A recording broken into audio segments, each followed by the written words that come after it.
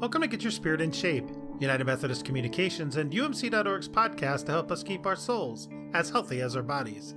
I'm Joy Avino.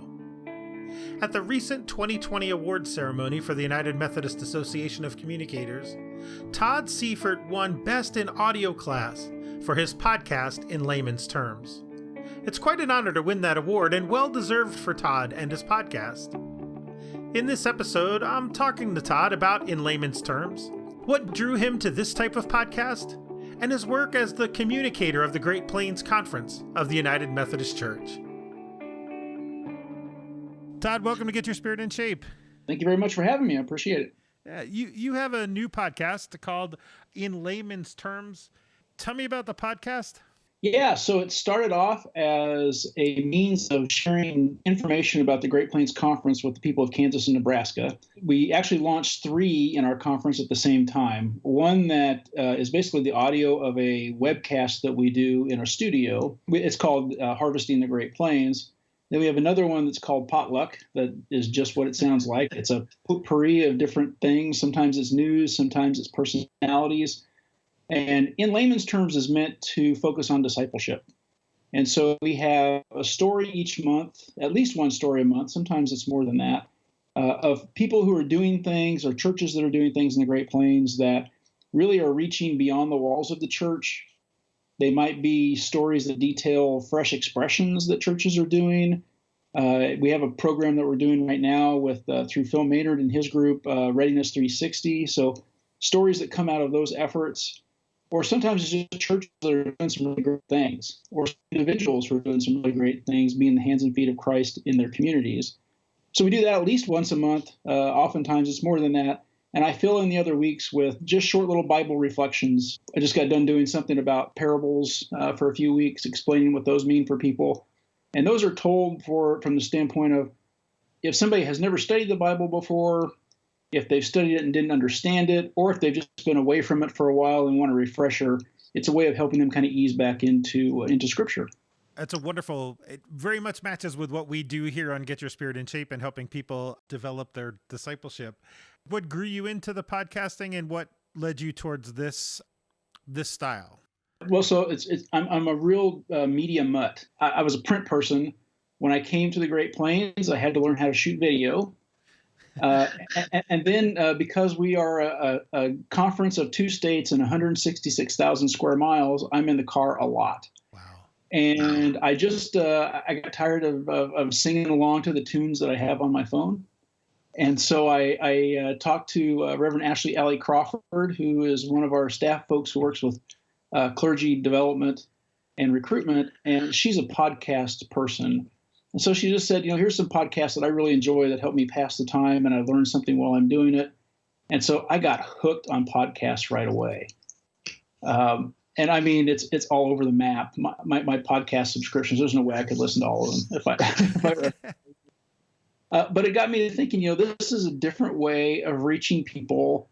And the more I talked to people, I bounced the idea for probably 2 or 3 months. Everywhere I went, I would talk to folks and just say, hey, what do you think about? How would you like to get news and information? How would you like to learn more about Scripture if that was available? And how would you like to learn about the stories about things that are going on in our conference? And a lot of folks told me, hey, I listen to podcasts. That's what they said. And so I thought, okay, I need to learn this beyond just being a consumer and really enjoying it for myself. And so we just kind of dove in. I had a boss one time that told me, you don't want to go over Niagara Falls. You want to take things in short bits. And I kind of jumped off the falls with this one.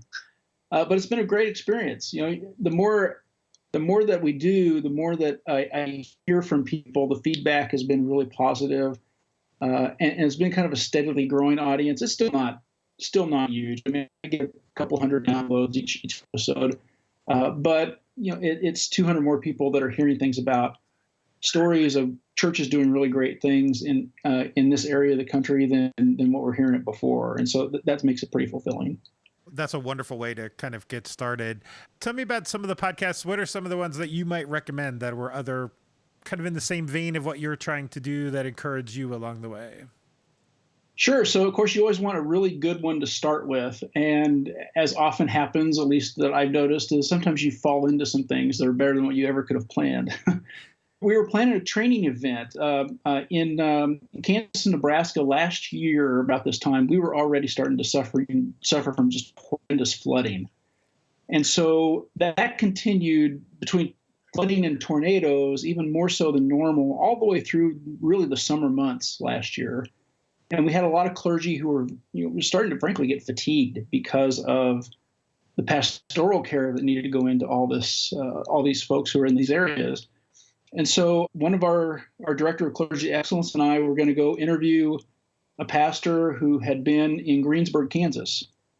If you aren't familiar with Greensburg, it was wiped out by a tornado. Now, it's been years and years ago, but this gentleman was going to be our person to kind of tell his story. I was just going there to be the videographer. I was just going to shoot the interview, and that was the end of it. But I kind of get caught up in the moment when we're talking with him, and it was amazing what he had to share and the story that he told.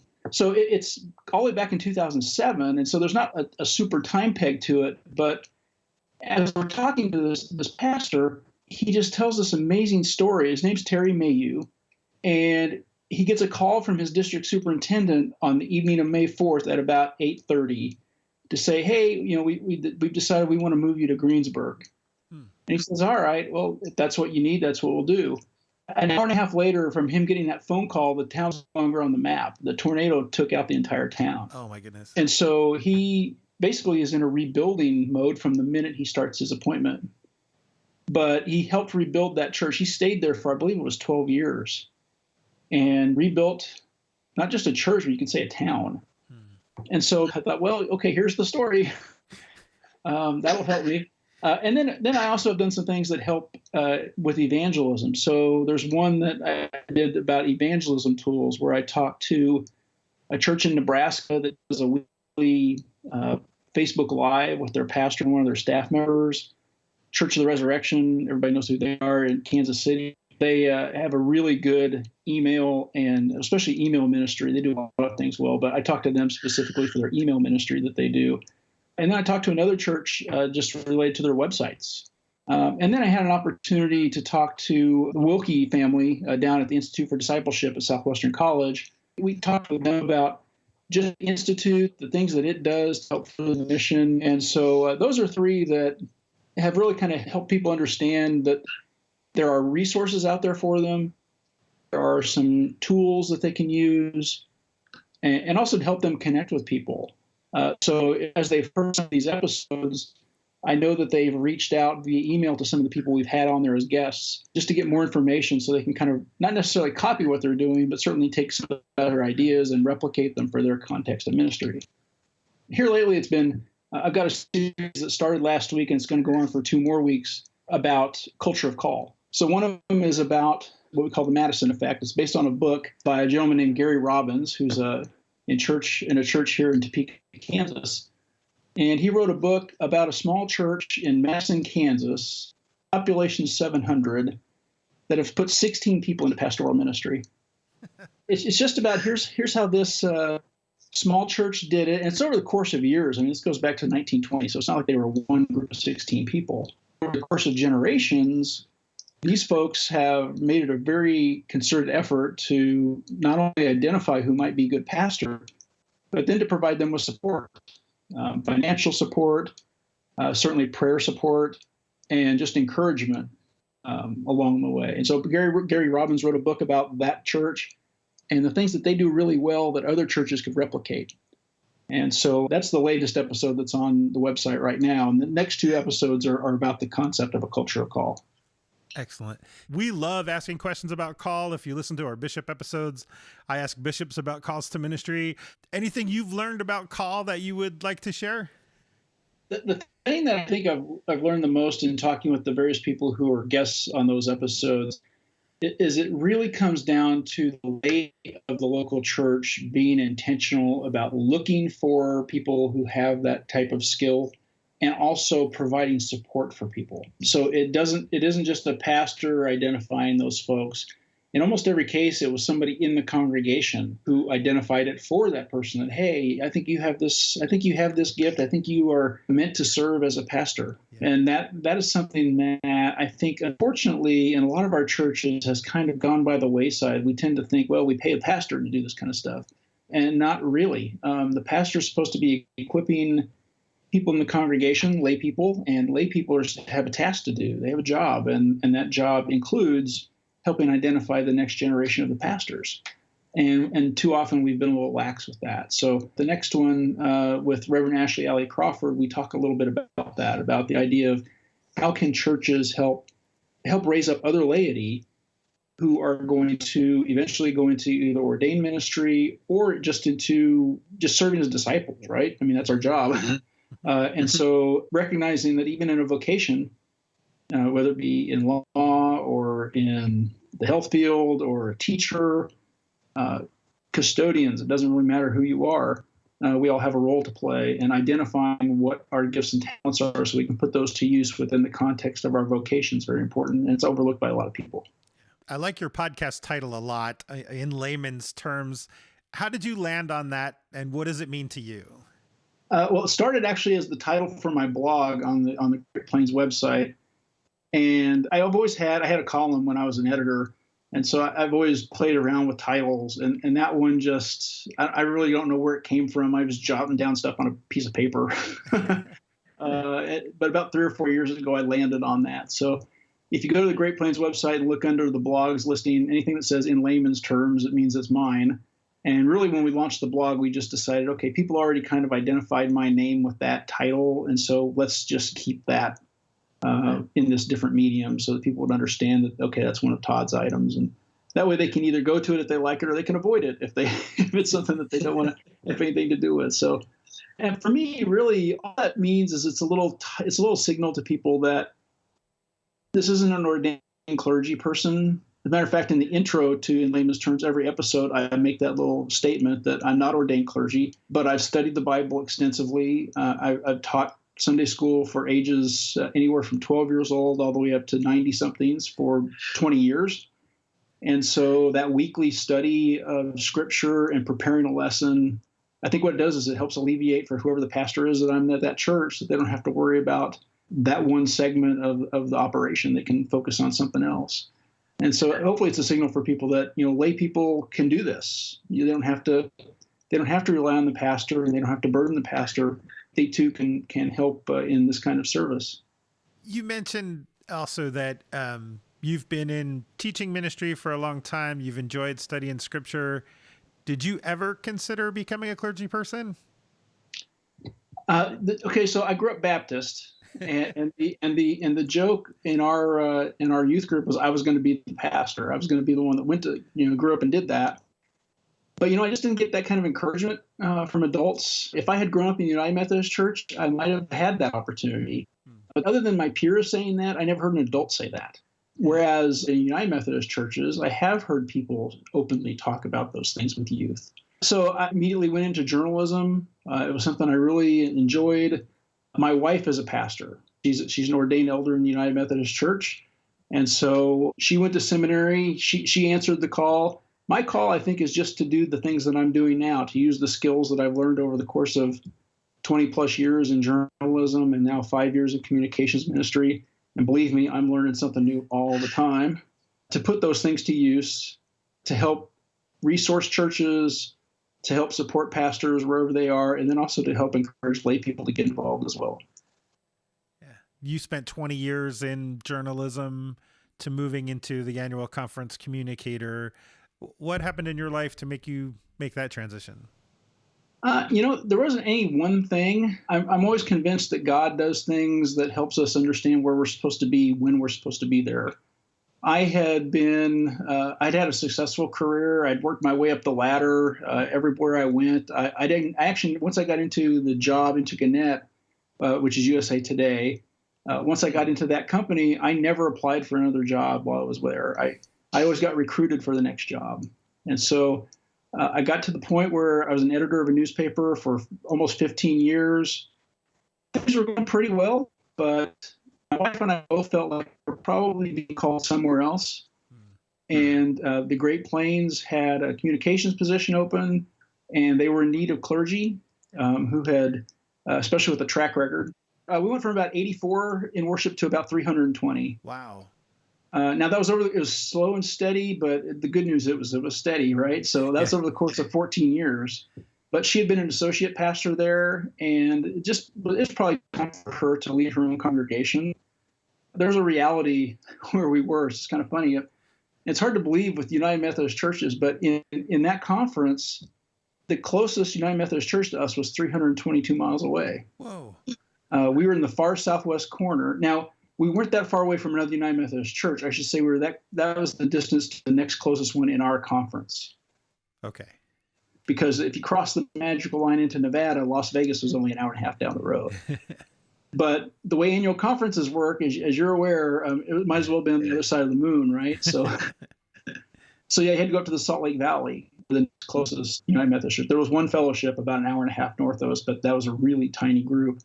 But the next closest church was that far away. And there's just the reality. We were paying off my wife's seminary bills, and so I needed to keep that job to pay off those bills at the time. And so there really wasn't a way for her to be moved within what was then the Rocky Mountain Conference, because the closest place was 300 miles away. Right. And so the Great Plains offered that opportunity to both of us for her to move on in her ministry, and for me to get more involved in the day-to-day ministry of the conference in this case. And so it was one of those things where when we sat down with this idea, we thought, there's like 5 or 6 things that have to happen in order for us to do this. Yeah. And every time one of them happened, we were like, oh, that's kind of cool, but there's still 5 more. Oh, well, that's cool, but there's 4 more. Oh, wait a minute, now we're down to 2. Well, I guess God was serious about this. Yeah. So suddenly we were in Nebraska. It's funny how things happen that way, isn't it? Yes. And tell me about what a conference communicator does, about the work that you do day to day. Sure. It's for the most part, we all do these things. We are the news gatherers of our conference, so we're responsible for sharing news. In our conference, we look at it as we really have 3 different constituencies. We have the clergy that we're helping make sure know that there are resources available and when they're available and where they can find them. We need to make sure they understand what's going on with our annual conference, or at the general church level, things that are going to impact their lives and their ministries. So that's one audience. Mm-hmm. The next audience would be what we call our dedicated, at least what I call our really dedicated membership. Those are the people that are heavily involved and engaged. They're in worship 3 or 4 times a month. When you say the word district to them, they understand what that means. These are folks, they're basically like the officers of the church, or they're really heavily involved in an organization such as United Methodist Women. They're beyond the show up every now and then type folks. And then we have what I kind of call our nominally engaged or unengaged folks. And that would be people who they show up every now and then to church. They understand what their local congregation is, but not beyond that. Or people who are not part of the local congregation, but they're part of our communities. And we want to help them understand that the United Methodist Church is where the best theology is located, where we're going to have the most educated of pastors. So we deal with those, with the news gathering and dissemination from that standpoint. All of us then at the annual conference level serve as, basically like the press secretary for the bishop, right? I mean, that's part of what we do. So that's something that we do on a regular basis. And then some of us have just interesting side duties that, come up. Some of the conference communicators also work as, have some assistance like with disaster response.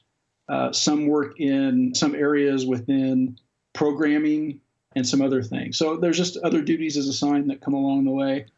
And then all of us are responsible for our websites and our newsletters. And then there's that fun thing that happens every year. It's called annual conference.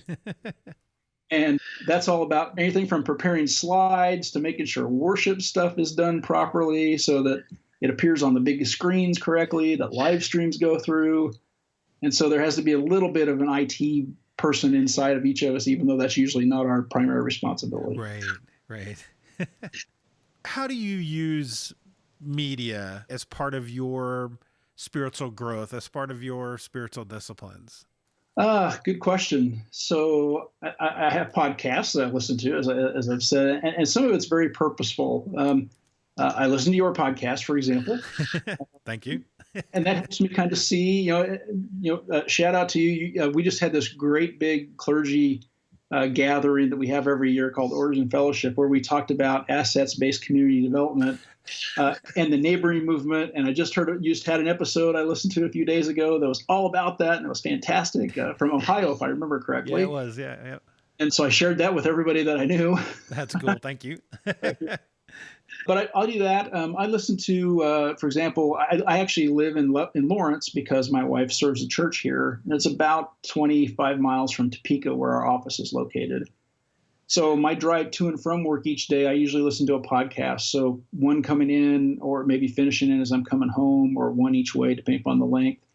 So there's different things. Church of the Resurrection, I listen to their Sunday sermon one day a week, going to and from. It takes that length of time to listen to it all. Mm-hmm. There's a fun podcast called The Bible Binge. If nobody's listened to that, you're missing a real treat.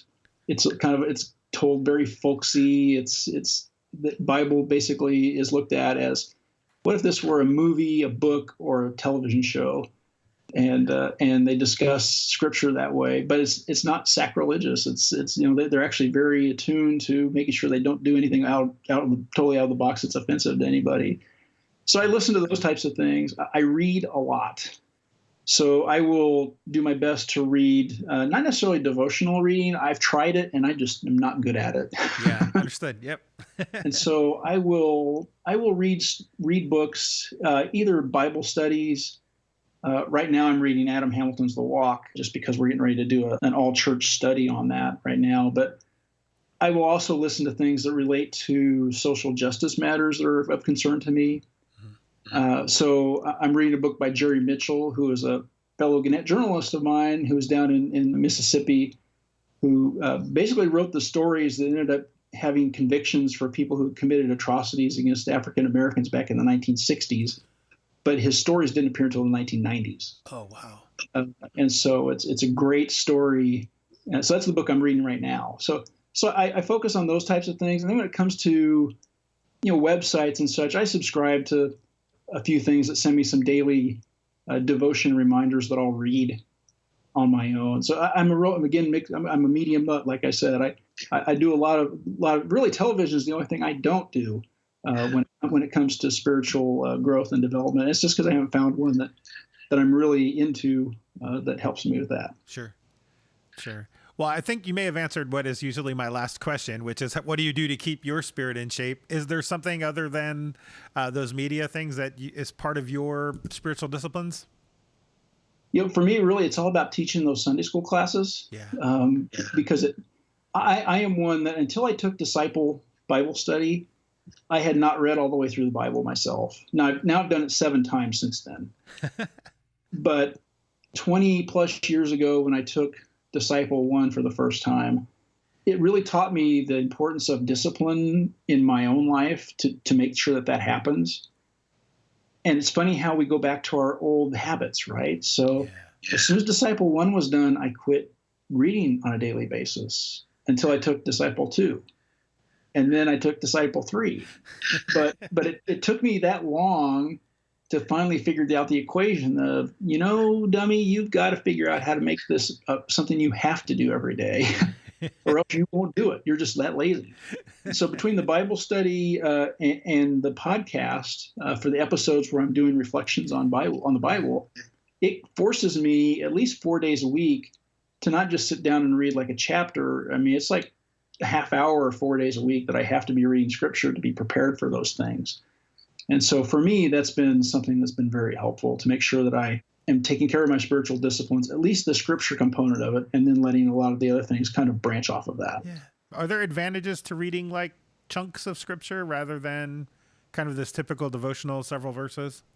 I'm a real big fan of context and understanding what was going on at the time that the scripture was written. There's a really fantastic book called Mary Magdalene Never Wore Blue Eyeshadow. And it's written by Amanda Hope Haley. And she has a podcast of her own that's pretty entertaining called The Red-Haired Archaeologist. But she writes a book. The whole purpose of that Mary Magdalene book is to illustrate how sometimes we read into scripture things that we think but they don't necessarily fit the context of the times in which they were written, so they're probably not true. Mm. And likewise, there's things in the scripture that we just take out. We take out of the scripture thinking that must be what it means.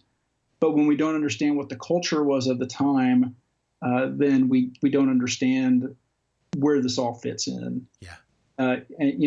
So I have two 20-year-olds. I have a 23-year-old and a 20-year-old. So one that's out of school and one who's a junior in college.